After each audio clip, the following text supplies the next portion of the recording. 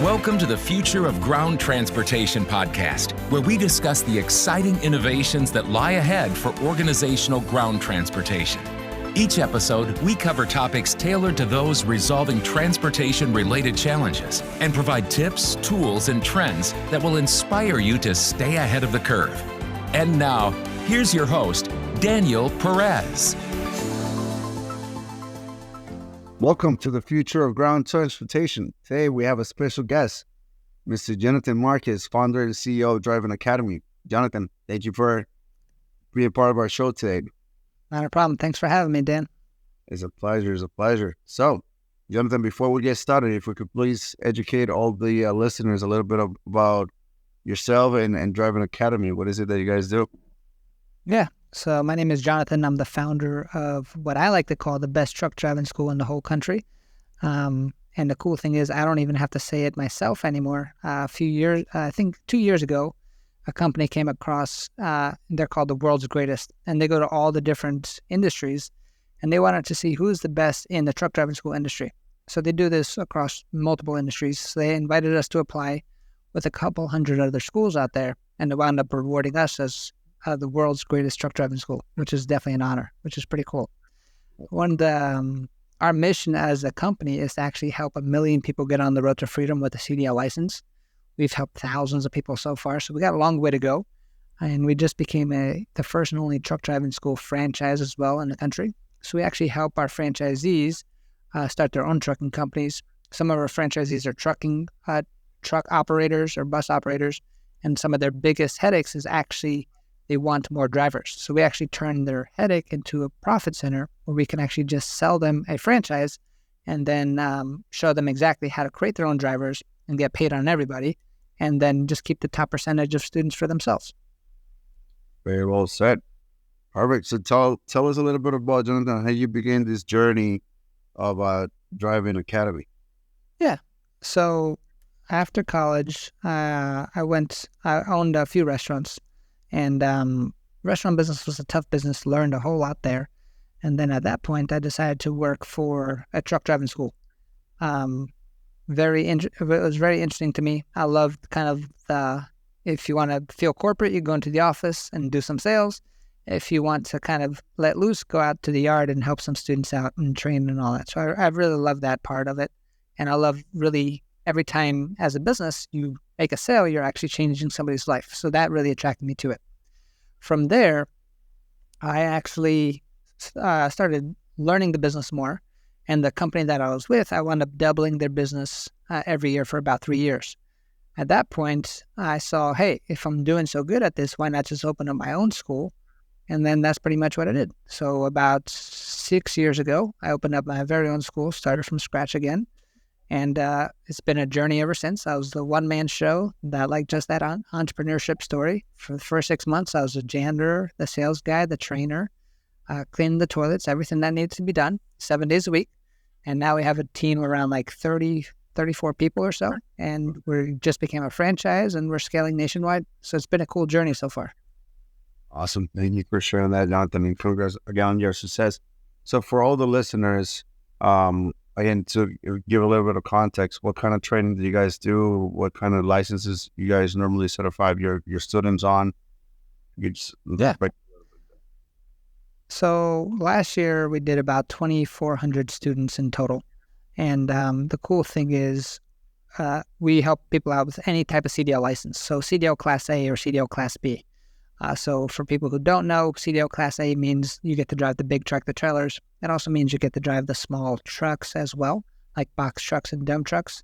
CDL Class B, we can help them get a passenger endorsement to drive buses, an S endorsement to drive school buses, or just a normal Class B, which is like the box trucks, dump trucks.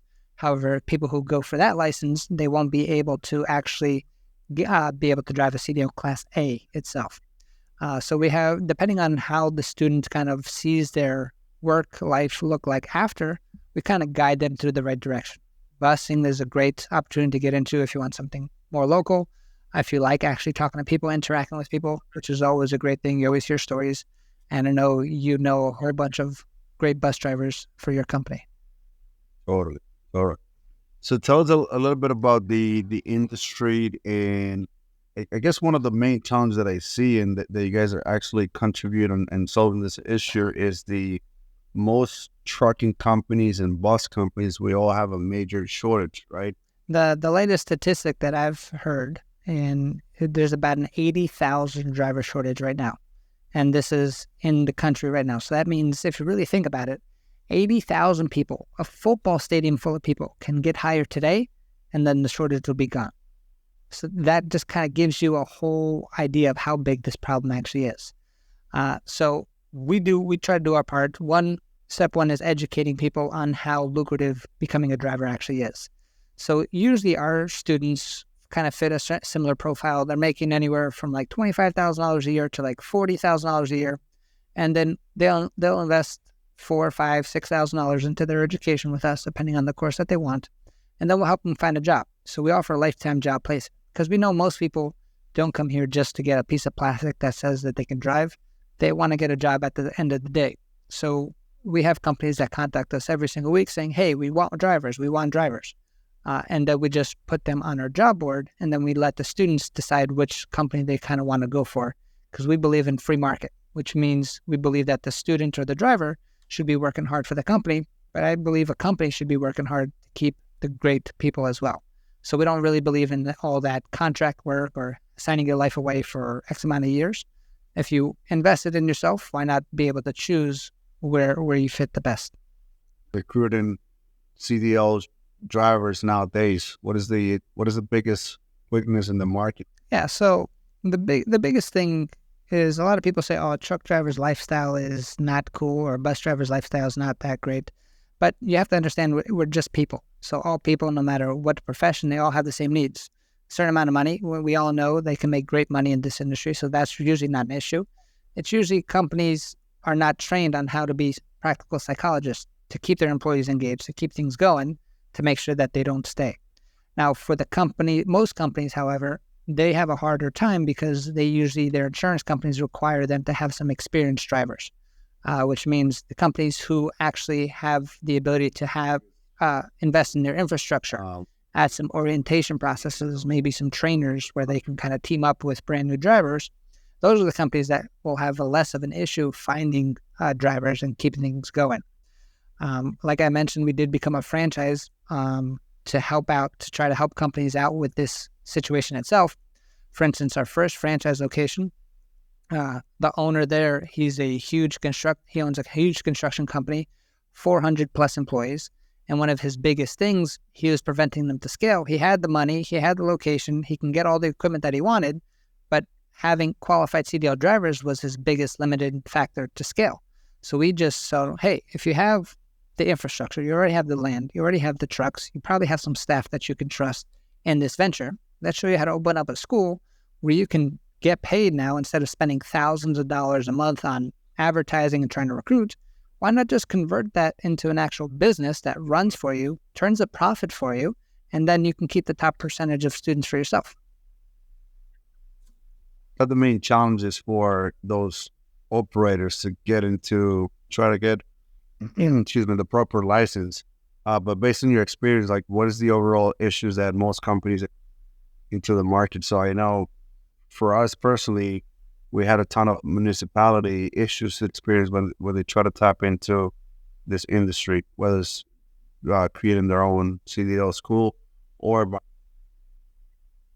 Yeah, so if somebody's looking to get into this school industry to try to solve the driver issue, the first thing you have to understand is, yeah, you're trying to help your own company start, but imagine all the other companies that you're going to try to help out. And in business, the bigger problem you can actually help, the bigger problem you can solve is the more money you can actually make, right?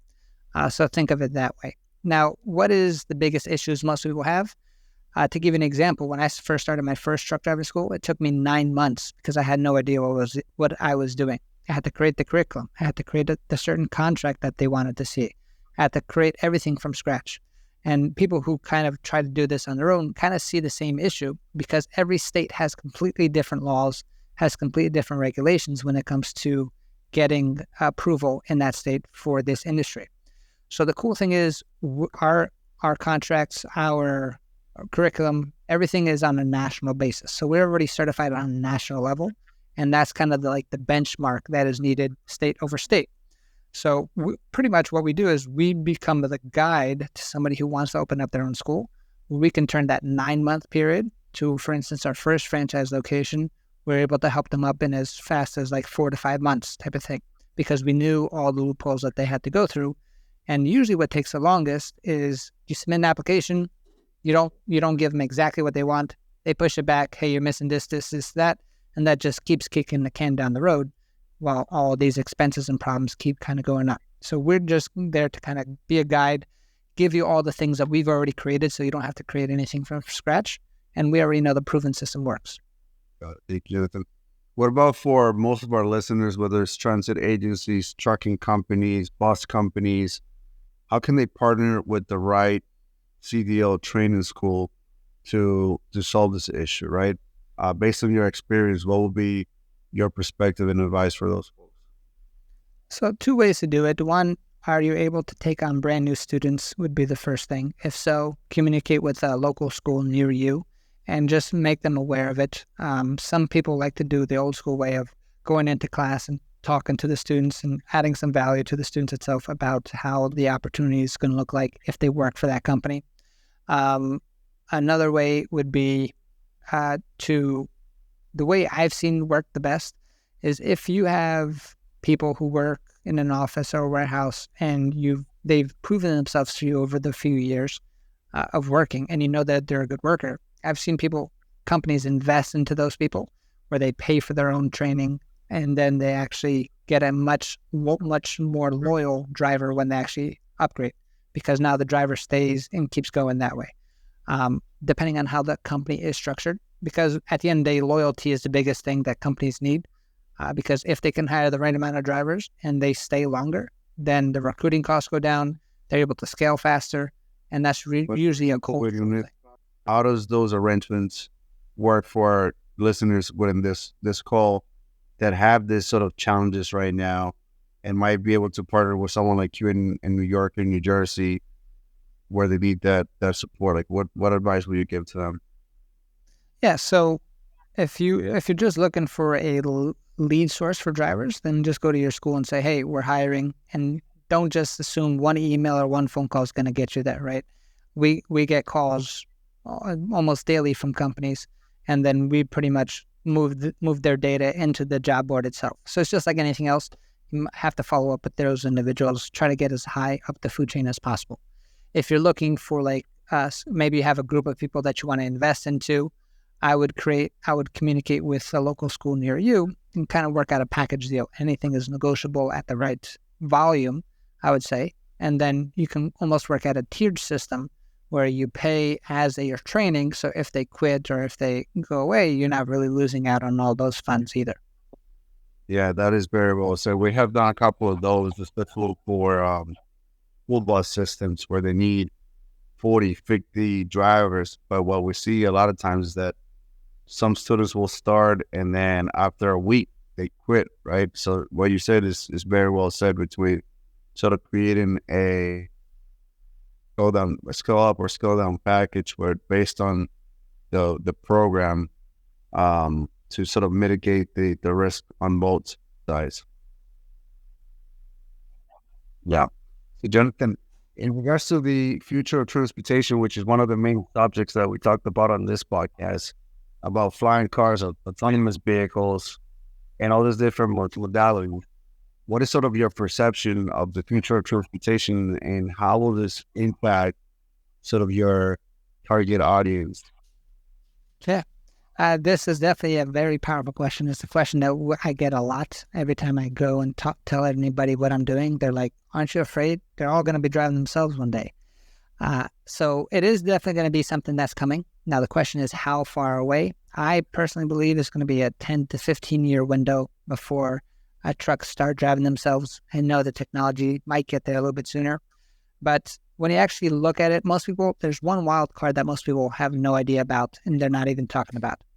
One thing is going to be the politicians, right? So at the end of the day, what is the laws going to say? If you just look at the basics, politicians' job is just one job: keep their job for as long as possible, which means make as many people as happy as possible.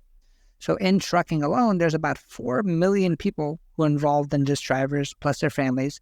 So that's a whole lot of voting power needed, right? So are politicians really willing to piss off that many voters in order to sacrifice their job when it comes to self-driving trucks? So that's why I think it's going to last a little bit longer. The other thing that you can compare it to, the closest thing is going to be airplanes. So airplanes, if you actually look at it, they've been flying themselves for 30 years, right? Autopilot, the pilot can just kind of chill out. But by law, you still need a pilot behind the seat. So I'm assuming it's going to be something more towards that direction. So a lot of people who are looking to get into the industry, who are currently in the industry, minimum 10 to 15 year window. So you can make a whole lot of money with that time period. And that's worst case scenario. The other facts are a lot of these autonomous drivers, autonomous trucking companies, or autonomous driving companies in general, their investors have been pulling back their funding this year. And you can search that all over the news, which means that the actual advances will start to drop out as well. And then ultimately, kind of put the nail in the coffin, say that they start testing these things out. Now, will they be safer drivers than normal truck drivers? I'm assuming yes, because they're a computer. Assuming that everybody's going to be autonomous. But the day that one robot or an autonomous truck runs over a kid or runs over a human, all of a sudden, in our human psyche, a robot can't kill a human. Humans can kill humans all day, but robots can't do that. So then that might be an uproar as well. So based on those factors, in my opinion, I think we'd have some time before that actually happens. Yeah. Now that's very interesting, and it's crazy because we have several experts in this podcast when it comes to the self-driving vehicles, folks that are actually creating and manufacturing the cameras and the lenses that goes into the autonomous vehicles, and everyone has a different perspective on the timeline. It's kind of like the economy. Everybody has a comment about it, but no one has a crystal ball to like really identify where are we in the economy. And everyone's a little bit biased based on what they know, right? So if you're a technology guy, I talk with those guys all the time. It's always they think it's gonna come right around the corner, but it's always three times longer than what they think. And to switch a little bit of the gears, when it comes to electrical vehicles, green alternative vehicles, is this part of the training that Driving Academy also is focusing on and being a little bit more mindful of, with so many sort of electrical vehicles or electrical trucks coming into the sector as well? Right now, that's not something we're focusing on. Our job is to help somebody get a CDL license. So that means pass the minimum state and federal requirements. However, there are starting to make changes to the actual CDL road test. This year was a big change as well, where you start, so in order to pass the CDL road test, for anybody who does know, you need to do a three-part process, which is pass your inspection portion of the test, then you're going to have to pass the parking portion, and then driving on the road. They're already starting to make changes in the actual inspection wording, where, for instance, they changed the word mirrors to now traffic monitoring devices, which means they're getting ready for potentially a bunch more cameras on the truck and stuff like that, instead of just calling them mirrors. In regards to the main challenges that you foresee and all the challenges for drivers to obtain their CDL license, what are the other challenges that you foresee in the market? When it comes to drivers getting a CDL? Right. So I think the road test itself has changed. Most times the road test does get more difficult. This time it has gotten a little bit easier. So I would say if the last one was at a 10, this one's probably going to be a difficulty level around an 8.5. So it's not a walk in the park for sure, but it did get a lot easier, which should produce more drivers out in the marketplace. And anytime they do make changes to the test on the federal level, it's most of the time brought to the federal by the industry itself. That just means the bigger trucking companies, the bigger busing companies say, hey, this is what we want to kind of see our guys be tested on. So and then that kind of trickles down the system. And Jonathan, when it comes easier at this level, is it mainly because when you're battling and trucking companies are being more mindful of the major shortage that we have, which is becoming a little bit much easier, or what is it going to become? Yeah, I think the main motive was to actually put more drivers on the road itself. For instance, one of the biggest changes was on the pre-trip inspection. The pre-trip inspection before, it used to take about an hour to complete. They cut that down to about a 20 to 30 minute long test where they really cut down a lot of the extra stuff. And they were saying, hey, we don't need our drivers to be mechanics. We just want our drivers to know the basic minimums and then get the whole process going. Because believe it or not, when most people do fail, they fail on the pre-trip inspection. Totally. And do you see, Jonathan, too, especially with large companies that they have so many different cultures and languages, are you guys providing this training in different languages, or it has to be primarily only in English? Because obviously, it could vary depending on the state and the workforce. Yeah. So when it comes to the laws, depending on the state that you're in, the written test, the permit, can be done in multiple languages. For instance, in New Jersey, it could be done in English or Spanish. However, when it comes to the road test, by law, in every state, it must be done in English itself.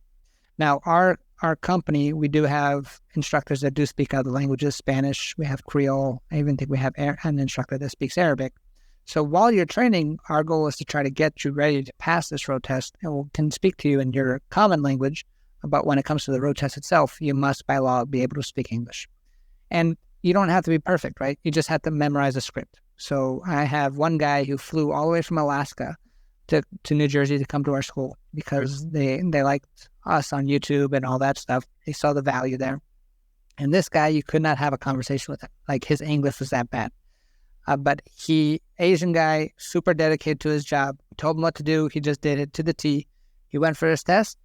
You couldn't have a conversation with him, but he wound up passing the pre-trip inspection because he knew exactly what to say word for word, and he was good to go. So if you dedicate yourself like anything else, you'll be able to succeed. Very well said. Cool.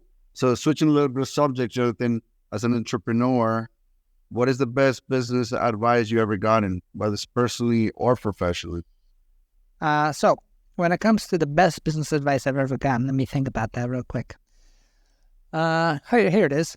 So I think the best business advice I got was, okay, if you want to make a lot of money in business, it's all about solving a problem, because that's what businesses are. So the bigger the problem you solve, the more money you make.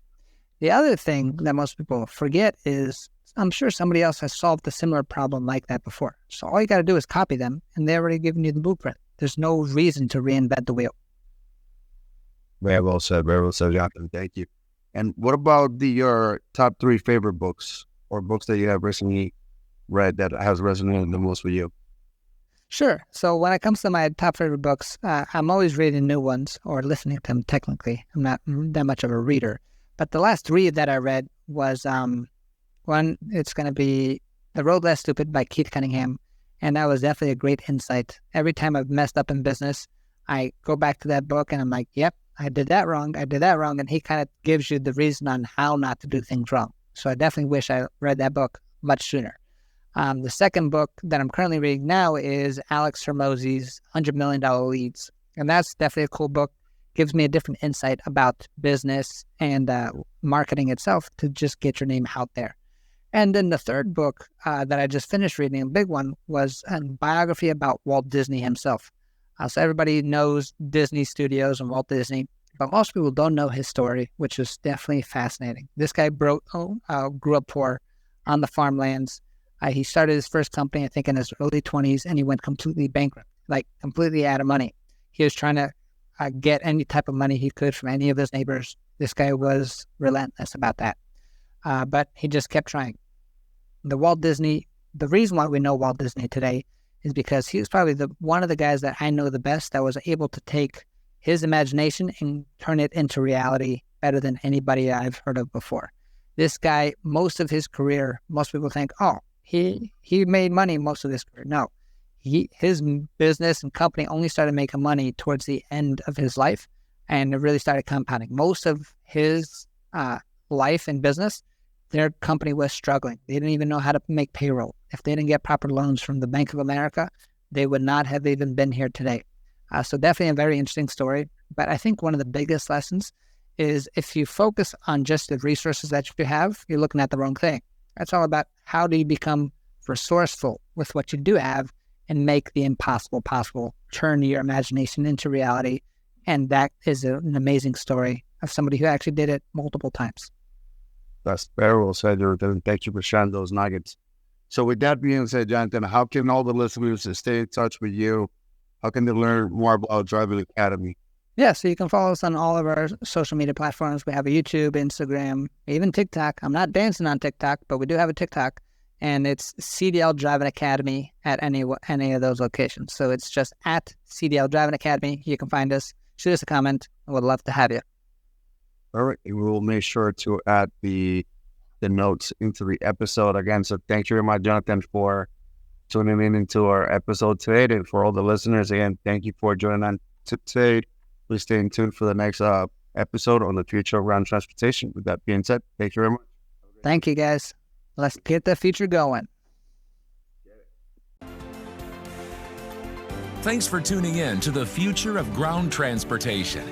We appreciate you coming along for the ride. If you found value in this episode and want to hear more, please make sure to subscribe to the show.